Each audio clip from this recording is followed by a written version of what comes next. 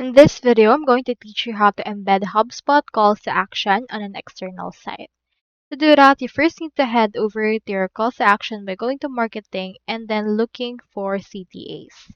Now, you can see it right here. I have in here this particular CTA for this button. Now, in order to actually embed it, you can click onto this embed option right here, and you can see this embed code. Click onto this copy to clipboard, and once it's been copied, you just need to head over to your external site wherein you want it added. On this case, let's choose Webflow. Onto your external site, you just need to add an element for HTML or code. So proceed to look for that particular option right here to add that code. You can click onto this code embed. Now just display right here the code that you want to display.